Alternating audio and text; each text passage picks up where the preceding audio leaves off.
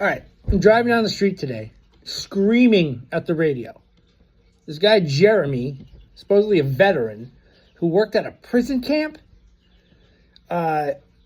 is on NPR. He's talking about how he supports the war because Iran is the biggest state sponsor of terrorism in the Middle East, blah, blah, blah, blah, blah. No matter how far we advance education and technology, we're always going to have these fucking stupid morons like this guy, okay? And the military is full of them, all right? Full of them. People that don't question a goddamn thing. They don't read. They don't know history. All they know is lift heavy things and put them down and shoot bang, bang, bang, bang. That's all they know. And I swear to God, as long as we exist as human beings in this world, we're going to have morons like this that are ready to take up anything these freaking tyrants tell them to do. And for 1 second, let's take Iran's side of this conflict here, okay? Little history lesson to go back first. Like, in the 50s, we took over Iran and we installed a puppet leader called the Shah. And the Shah was trying to Americanize Iran so that they could get hooked on oil like we were, that they could get hooked on all the consumer products that we were, and that they could buy the same clothes and listen to the same music, and we'd make fucking bank. And guess what happened? That shit all went to crap because the Shah was a freaking perverted tyrant, apparently, and they overthrew him. And what came in was a more extreme administration of Iran with the Ayatollahs and a theist-based government.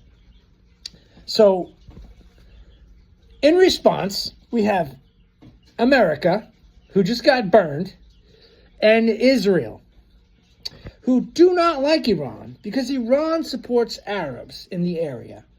And Israel is actively trying to steal all the homes and all the lands and all the farms of the Arabs within their borders. So what happens is Israel and America get into a nice little deal where we just give them billions of fucking dollars every year, and they go and fuck with Iran. And they go and fuck with all the people around their little area there, Lebanon and Syria and, Jordan and Egypt, and they have wars with them and blah, blah, blah.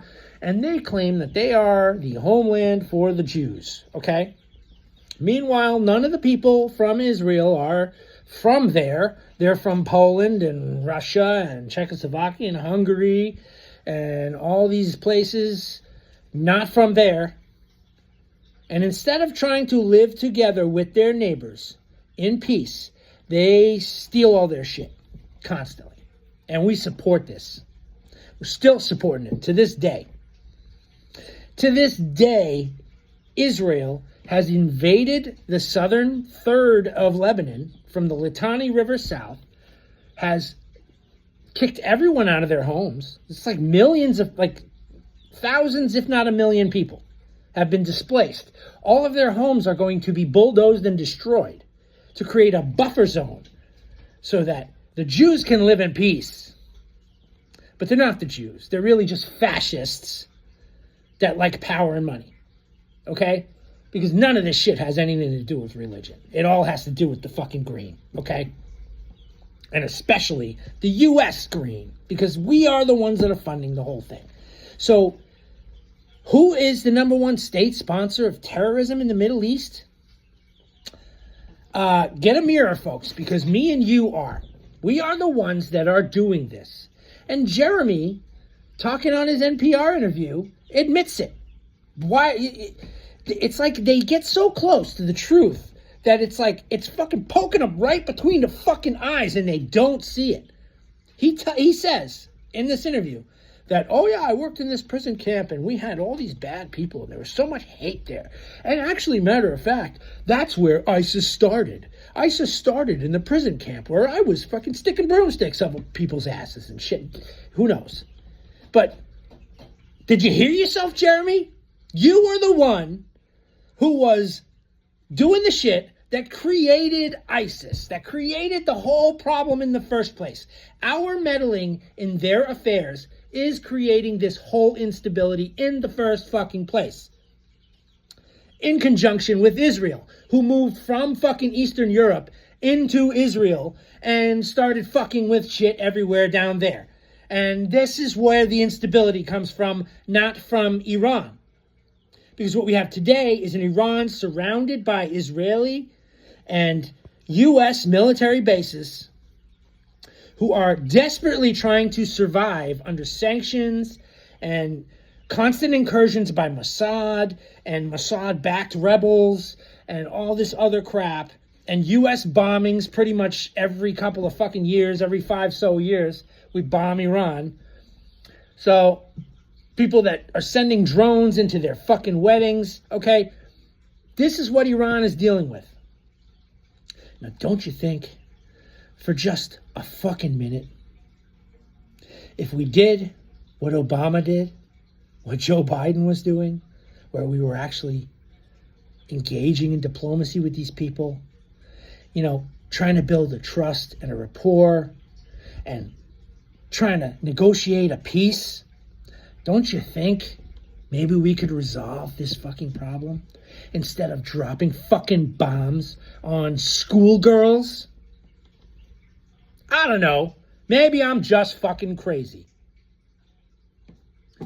But instead, let's send our fucking kids over there to get fucking blown up in the mountains and get shot dead and tortured by people who are so fucking fed up with our bullshit that they are going to do some fucking horrible shit. Okay? And now you got Taco, who is, oh, we're done with the war. It didn't work out that well. Nobody wants to help me. So we need to get the fuck out of there. So let's just leave that freaking crazy maniac whose father you just killed in power. Leave them in control of the Straits of Hormuz. And just pull out. Because, you know, nothing like ISIS or Al-Qaeda or any kind of crazy fucking organization is going to spring from this, where they're going to blow up. They've already said that they are going after American universities, that they are going to blow up American airports. Terrorism is created by U.S. fucking stupidity. Can we figure it out yet?